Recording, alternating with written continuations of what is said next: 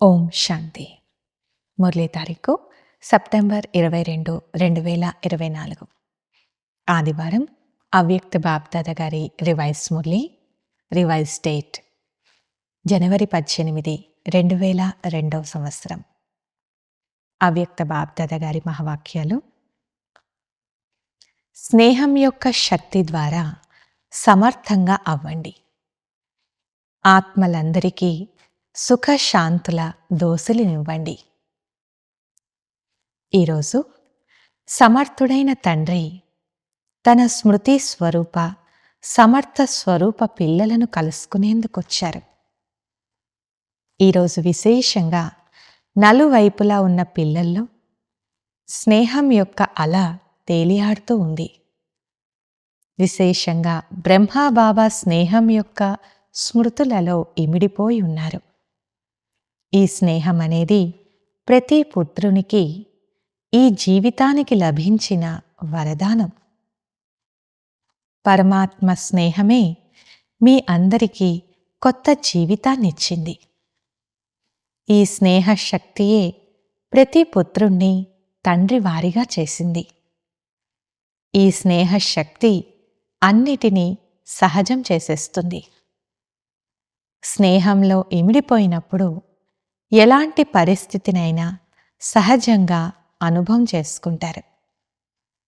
బాప్దాదా కూడా చెప్తున్నారు, సదా స్నేహ సాగరంలో ఇమిడిపోయి ఉండండి. స్నేహం అనేది ఛత్రఛాయ. ఈ ఛత్రఛాయ లోపల మాయ యొక్క ఏ నీడ కూడా పడజాలదు. సహజంగా మాయాజీతులుగా అయిపోతారు. ఎవరైతే నిరంతరం స్నేహంలో ఉంటారో వారికి ఏ విషయంలోనూ శ్రమ చేయాల్సిన అవసరం ఉండదు. స్నేహము సహజంగా తండ్రి సమానంగా తయారు చేస్తుంది. స్నేహం వెనుక దేనినైనా సమర్పణ చేయటం సహజమైపోతుంది. ఇప్పుడు బాప్దాదా పిల్లల నుండి ఇదే కోరుకుంటున్నారు. తండ్రిపై ఉన్న ప్రేమకు రుజువుగా తండ్రి సమానంగా అయి చూపించండి. సదా సంకల్పాలలో సమర్థత ఉండాలి. ఇప్పుడు వ్యర్థం యొక్క సమాప్తి సమారోహాన్ని జరుపుకోండి. ఎందుకంటే వ్యర్థం అనేది సమర్థంగా కానివ్వదు. అంతేకాక ఎప్పటి వరకైతే నిమిత్త ఆత్మలైన మీరు సమర్థంగా అవ్వరో అప్పటి వరకు విశ్వాత్మలకు సమర్థతను ఎలా ఇప్పిస్తారు? సర్వాత్మలు శక్తులతో పూర్తిగా ఖాళీ అయిపోయి శక్తుల కోసం వికారులుగా అయిపోయారు. కనుక ఓ సమర్థ ఆత్మలారా, ఇలాంటి బికారి ఆత్మలను వారి బికారితనం నుండి ముక్తులుగా చేయండి. విశేషంగా ఈరోజు డబల్ విదేశీయులు చాలా మధురాతి మధురమైన ఫిర్యాదులు చేశారు. డబల్ విదేశీయులు ఫిర్యాదులు చేశారా? డబల్ విదేశీయులు బ్రహ్మబాబాతో అన్నారు, కేవలం 2-3 సంవత్సరాలు మీరు ఆగి ఉంటే మేం మిమ్మల్ని చూసేవారం కదా బాబా అని అడిగారు. అప్పుడు బ్రహ్మబాబా నవ్వుతూ హాస్యంగా అన్నారు, అయితే డ్రామాతో మాట్లాడండి. డ్రామా అలా ఎందుకు చేసిందో అడగండి. కానీ భారతదేశంలో కానీ విదేశంలో కానీ లాస్ట్ సో ఫాస్ట్ యొక్క ఉదాహరణ తయారవ్వాల్సే ఉంది.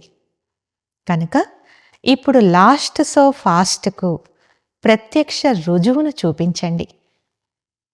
ఎలాగైతే ఈరోజు సమర్థ దినాన్ని జరుపుకున్నారో అలా ఇప్పుడు ప్రతిరోజు సమర్థ దినంగా ఉండాలి. ఏ విధమైన అలజడి ఉండరాదు. బ్రహ్మబాబా ఏదైతే ఈరోజు 3 శబ్దాల శిక్షణనిచ్చారో, నిరాకారి, నిర్వికారి, నిరహంకారి, ఈ 3 శబ్దాల శిక్షణా స్వరూపంగా అవ్వండి. మనసాలో నిరాకారి, వాచాలో నిరహంకారి, కర్మణాలో నిర్వికారిగా అవ్వాలి. సెకండ్లో సాకార స్వరూపంలోకి రండి. సెకండ్లో నిరాకార స్వరూపంలో స్థితం అవ్వండి. రోజంతటిలో మాటి మాటికి ఈ అభ్యాసం చేయండి అని బాబా డైరెక్షన్ ఇస్తున్నారు. మంచిది. సదా స్నేహ సాగరంలో ఇమిడి ఉండే పిల్లలకు, సదా ప్రేమలో లీనమై ఉండేవారు, సదా చేయించే ఆత్మస్వరూపంలో స్థితమై ఉండేవారు, సదా 3 శబ్దాల శివ మంత్రాన్ని ప్రత్యక్ష జీవితంలో తీసుకొచ్చేవారికి, సదా తండ్రి సమానంగా మాస్టర్ ముక్తిదాతగా అయ్యి విశ్వాత్మలకు ముక్తినిప్పించే శ్రేష్ఠ ఆత్మలకు బాప్ దాదా యొక్క ప్రియ స్మృతులు మరియు నమస్తే. పిల్లలందరి తరపున బాప్ దాదాకు కూడా ప్రియ స్మృతులు మరియు నమస్తే.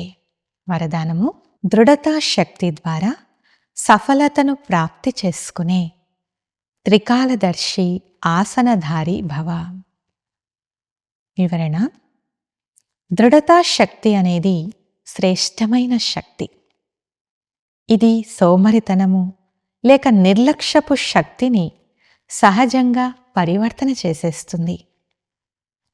బాప్ దాదా వరదానం ఏంటంటే, ఎక్కడ దృఢత ఉందో అక్కడ సఫలత ఉండనే ఉంది. కేవలం ఎలాంటి సమయమో అలాంటి విధి ద్వారా సిద్ధి స్వరూపంగా అవ్వండి. ఏదైనా కర్మ చేసే ముందు దాని ఆది, మధ్య, అంత్యాలను ఆలోచించి అర్థం చేసుకొని పని చేయండి మరియు చేయించండి. అనగా త్రికాలదర్శి ఆసనధారిగా అవ్వండి. అప్పుడు సోమరితనము లేక నిర్లక్ష్యం అనేవి సమాప్తమైపోతాయి. సంకల్పం అనే బీజం శక్తిశాలిగా, దృఢంగా, సంపన్నంగా ఉంటే వాణి మరియు కర్మలో సహజ సఫలత ఉండనే ఉంది. స్లోగన్: సదా సంతుష్టంగా ఉండి సర్వులను సంతుష్టంగా చేసేవారే సంతుష్టమనులు. అచ్చా. ఓం శాంతి.